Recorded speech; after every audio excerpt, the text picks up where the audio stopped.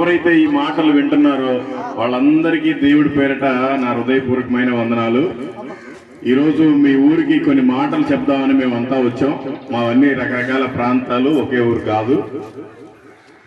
యేసుక్రీస్తు అంటే అందరూ ఒక కులానికి చెందిన దేవుడు, ఒక మతానికి చెందిన దేవుడు, ఒక ప్రాంతానికి చెందిన దేవుడు అని అనుకుంటా ఉంటారు. నేనైతే క్రైస్తవుని కాదు, నేనైతే హిందువుని. నా పేరు మల్లికార్జునరావు. నేను 4 సార్లు అయ్యప్ప మాల వేసుకున్నాను, 18 సార్లు తిరుపతి గుళ్ళు చేయించుకున్నాను.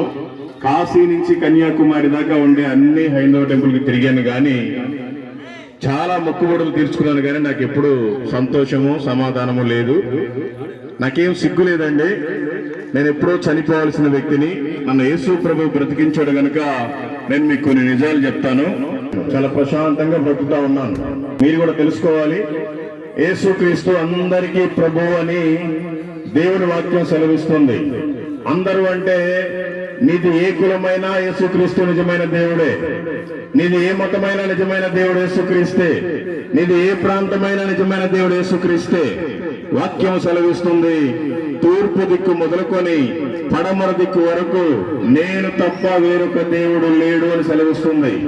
అంటే నీది ఏ ఖండమైనా యేసుక్రీస్తే దేవుడు, నీది ఏ దేశమైనా యేసుక్రీస్తే దేవుడు, నీది ఏ రాష్ట్రమైనా యేసుక్రీస్తు దేవుడు, నీది ఏ జిల్లా అయినా యేసుక్రీస్తు దేవుడు, నీది ఏ మండలమైనా ఏ గ్రామమైనా యేసుక్రీస్తు తప్ప వేరొక దేవుడు లేడు.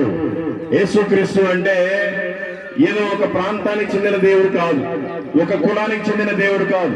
ఈ భూమి మీద పుట్టిన ప్రతి మానవుడికి యేసుక్రీస్తే దేవుడు. ఎందుకు అంటే నేను చెప్తాను, శ్రద్ధగా వినండి. దేవుడు సర్వలోకాన్ని కూడా నోటి మాటతోటే కలుగు చేశాడు. ఆకాశము కలుగునుగాక అంటే ఆకాశం కలిగింది, భూమి కలుగునుగాక అంటే భూమి కలిగింది, సముద్రము కలుగునుగాక అంటే సముద్రం కలిగింది, సమస్త జంతువులు చెట్లు అన్ని కలుగునుగాక అంటే కలిగాయి. కానీ మానవుణ్ణి మాత్రం ఆయన నోటి మాటతోటి కలుగు చేయలేదు. మానవుణ్ణి సేమ్ ఆయనలాగే చాలా అందంగా సుందరంగా ఆయన చేతితో తయారు చేసుకుని, మట్టిని తీసుకొని ఆయనలాగే తయారు చేసుకుని దాంట్లో జీవాత్మను ఊగాడు. అప్పటి నుంచి మనమంతా కూడా మానవులుగా బ్రతుకుతా ఉన్నాం.